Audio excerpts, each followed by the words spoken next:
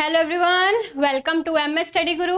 सो आपके लिए एक नई वीडियो इंडियन इकोनॉमी के मोस्ट इंपॉर्टेंट टॉपिक्स पर यूजीसी नेट इकोनॉमिक्स के। बहुत सारे लर्नर्स मुझसे पूछते हैं कि इंडियन इकोनॉमी में आखिर हम पढ़े तो पढ़े क्या, किस तरह से पूरे यूनिट को डिवाइड करें अलग अलग टॉपिक्स में कि हमारा पूरा यूनिट कवर हो जाए और उसमें से मैक्सिमम क्वेश्चन हमारे यूजीसी नेट इकोनॉमिक्स के एग्जाम में ठीक हो जाए। तो उन सब चीजों पर आज हम डिस्कस करेंगे कि इंडियन इकोनॉमी की प्रिपरेशन आपको कैसे करनी है और क्या क्या चीजें आपको पढ़नी है और उसके लिए अपने शॉर्ट नोट्स बनाने हैं। ठीक है। सबसे पहले अगर आप चैनल पे न्यू आए हैं तो जल्दी से इसे सब्सक्राइब कर लीजिए, क्योंकि ऐसी वीडियोस मैं आपके लिए लेके आती रहती हूँ और वीडियो को एंड तक जरूर देखिएगा पूरी जानकारी लेने के लिए। इसके अलावा अगर आप मुझसे पढ़ना चाहते हैं, यूजीसी नेट इकोनॉमिक्स की तैयारी करना चाहते हैं, तो अन अकेडमी पर मेरे कोर्सेज अवेलेबल है। अन अकेडमी की सब्सक्रिप्शन लेके आप फुल सिलेबस मेरे साथ कवर कर सकते हैं। यूजीसी नेट इकोनॉमिक्स का कोड है मेरा SIMAR10 SIMAR10। इसको यूज करके मैक्सिमम ऑफ अन अकेडमी की किसी भी सब्सक्रिप्शन पे आप ले सकते हैं and free of cost classes भी मेरी कुछ होती हैं। उसके लिए आप डिस्क्रिप्शन में दिया गया टेलीग्राम लिंक फॉलो कर सकते हैं। यहाँ पे डेली जो फ्री क्लासेस होती हैं उनके लिंक्स अपलोड होते हैं। यहाँ से आप डायरेक्टली क्लासेस ज्वाइन कर सकते हैं और अन अकेडमी की फ्री क्लासेस को अनलॉक करने के लिए भी आप SIMAR10 कोड का यूज कर सकते हैं। इसके अलावा यूजीसी नेट इकोनॉमिक्स की मेरी बुक है, उससे अगर आप मदद लेना चाहते हैं तो उसका अमेजॉन लिंक जो है वो भी आपको डिस्क्रिप्शन में दिया गया है। So let's start the session. अपना नोटबुक एंड पेन जो है वो निकाल लीजिए ताकि आप चीजों को साथ साथ में नोट डाउन करते रहिए। ठीक है। Okay, so we just start Indian economy for UGC net.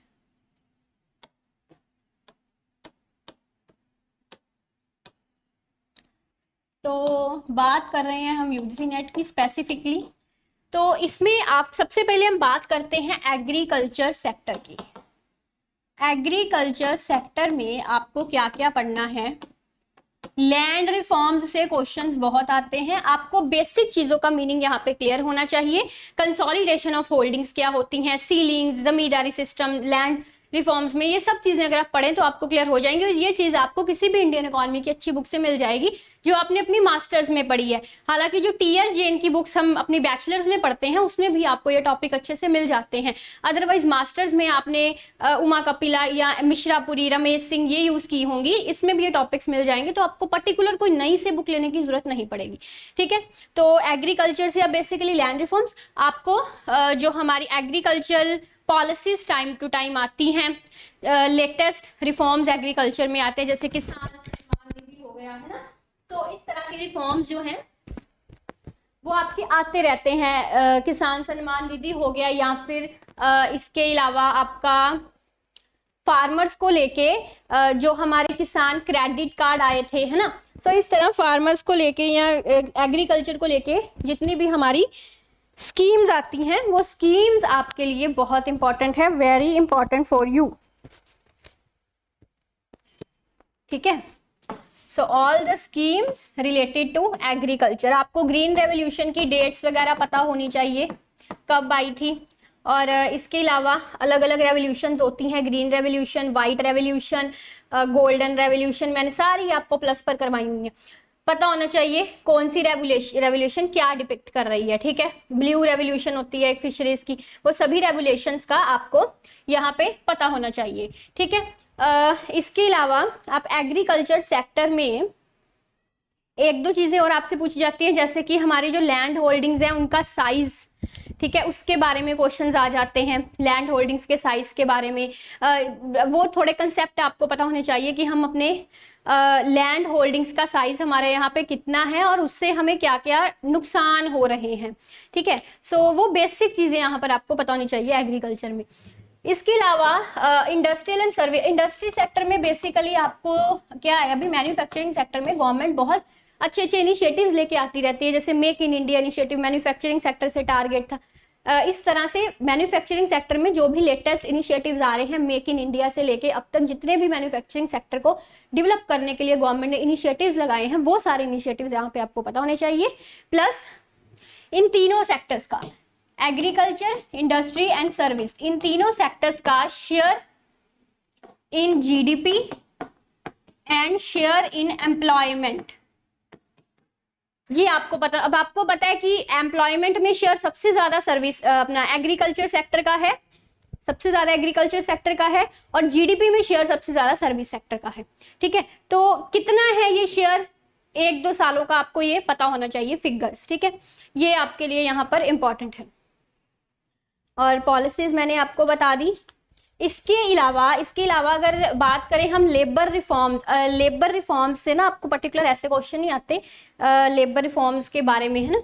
आपको कोई जैसे second national commission of labour आया था, ये कब आया था, first national commission on labour, second national commission on labour, इनकी डेट्स पूछ ली जाती हैं आपको।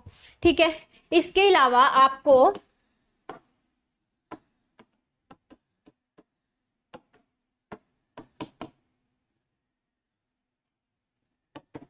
Poverty, inequality, agriculture development, industry sector, service sector, या इन सबसे रिलेटेड कोई भी स्कीम्स आई हैं तो वो आपको यहाँ पे पता होनी चाहिए। पॉवर्टी, हेल्थ सेक्टर से भी,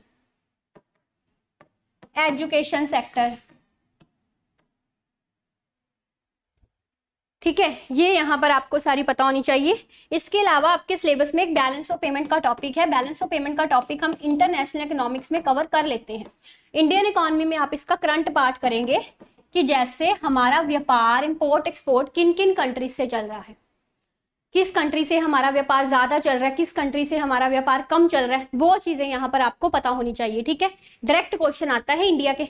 और इंडिया का इंपोर्ट एक्सपोर्ट किस किस गुड्स में चल रहा है, कौन सी चीजों का इंडिया इंपोर्ट कर रहा है, कौन सी चीजों का इंडिया एक्सपोर्ट कर रहा है, हमारा करंट अकाउंट डेफिसिट, हमारा करंट अकाउंट सरप्लस क्या चल रहा है। ठीक है, डेफिसिट चल रहा है या सरप्लस चल रहा है, और चल रहा है तो कितना चल रहा है, ये यहाँ पर आपको पता होना चाहिए। कौन सी आइटम्स हम कैपिटल अकाउंट में ऐड करते हैं, कौन सी करंट, ये चीजें तो हम इंटरनेशनल इकोनॉमिक्स में पढ़ ही लेते हैं, है ना, ये चीजें। इसके अलावा सेंटर स्टेट रिलेशन से आपको ज्यादा क्वेश्चंस आते नहीं है, वैसे आपको क्वेश्चंस FRBM एक्ट से आते हैं, FRBM एक्ट। और एक चीज बड़ी इंपॉर्टेंट है, जोन सी फाइनेंस कमीशन लेटेस्ट है ना, हमेशा उससे क्वेश्चन पूछे जाते हैं।